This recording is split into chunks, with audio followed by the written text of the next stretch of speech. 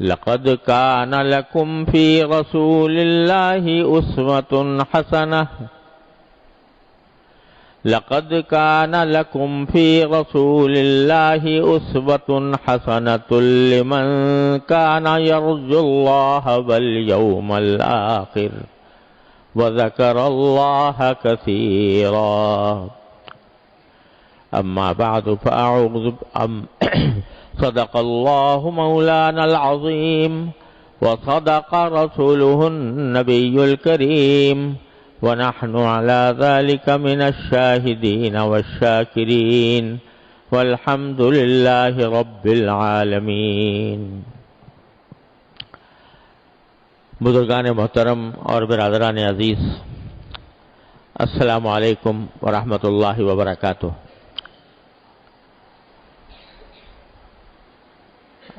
الحمدللہ ربیع الاول کا مہینہ چل رہا ہے، اور یہ وہ مہینہ ہے جس میں اللہ تبارک و تعالی نے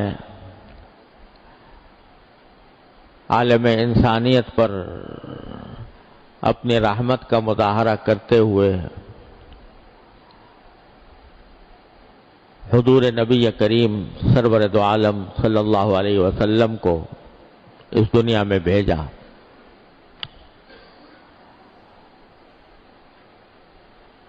تو اللہ تبارک و تعالیٰ کے فضل و کرم سے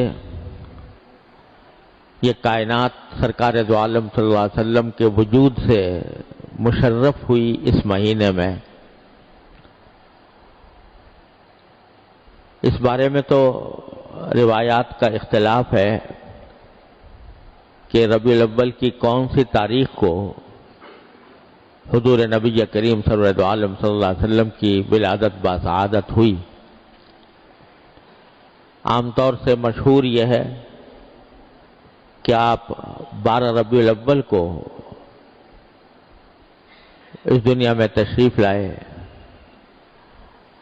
لیکن تاریخی روایات اور مختلف روایات کو سامنے رکھنے سے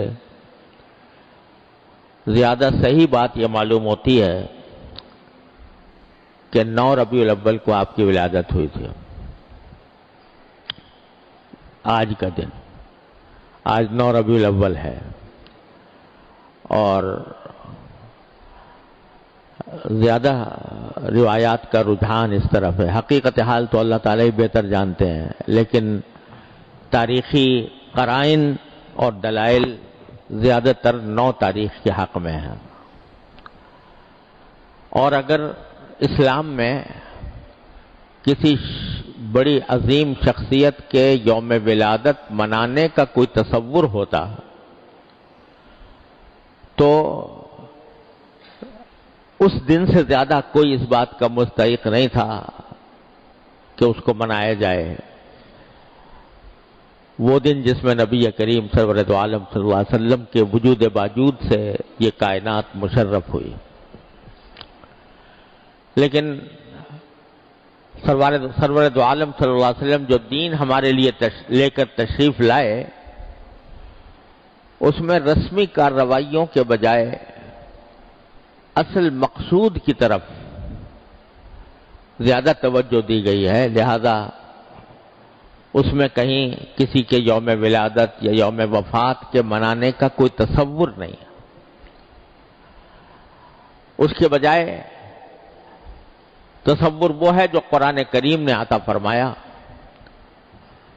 کہ لقد کان لکم فی رسول اللہ اسوۃ حسنہ۔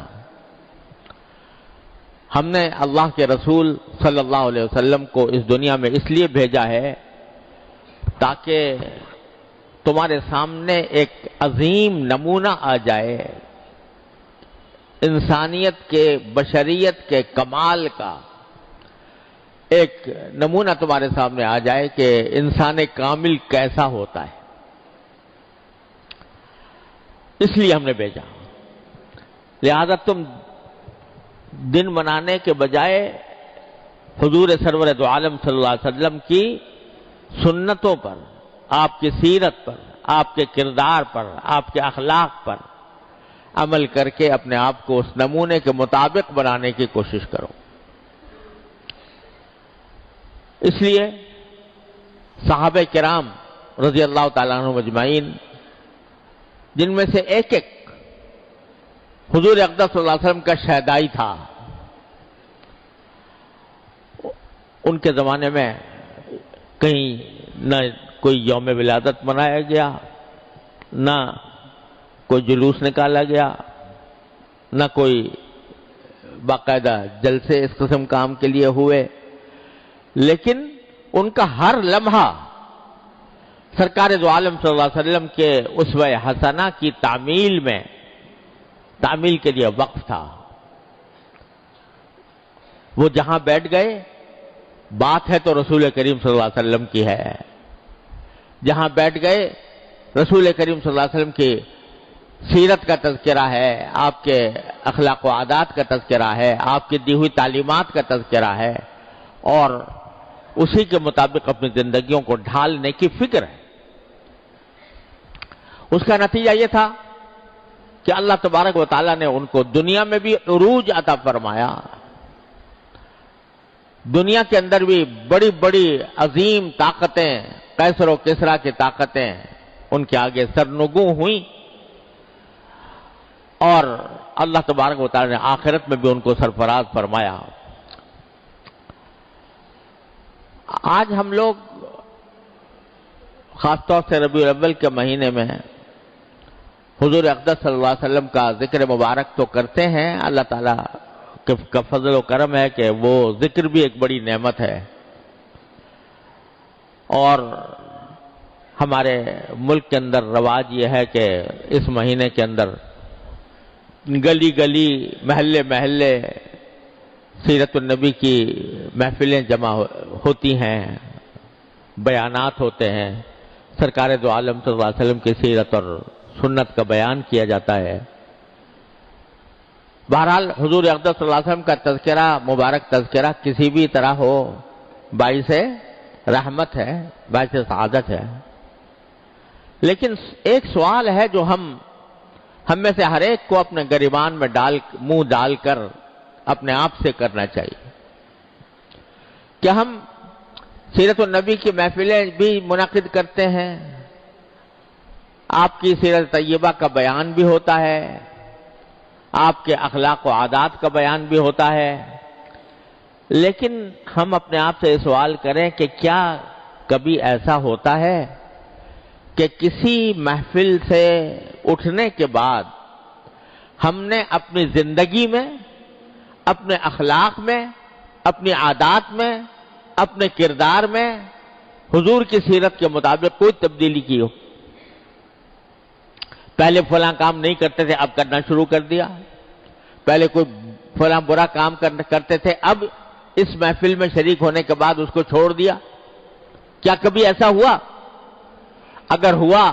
تو بے شک قابل مبارکباد ہے، یہ مجلس بھی قابل مبارکباد، جس نے اپنی زندگی میں تبدیلی لائی وہ بھی قابل مبارکباد۔ لیکن اگر یہ ہوتا ہو کہ حضور اقدس صلی اللہ علیہ وسلم کی سیرت طیبہ کا بیان سنا، آپ کے اخلاق و کردار کا بیان سنا، آپ کے طرز زندگی کا بیان سنا، اور وہیں دامن جھاڑ کر اٹھ گئے، زندگی کا پہیہ جس ڈھب پر پہلے گھوم رہا تھا آج بھی وہی گھوم رہا، اسی طرح گھوم رہا ہے، پہلے جس طرح آخرت سے بے فکری تھی اب بھی اسی طرح بے فکری ہے، پہلے اگر مرنے کا دھیان نہیں آتا تھا اب بھی نہیں آتا، پہلے اگر سرکار دو عالم صلی اللہ علیہ وسلم کی سنتوں پر عمل نہیں ہوتا تھا اب بھی نہیں ہوتا، تو بتائیے کہ ہم نے کیا فائدہ اس سے حاصل کیا؟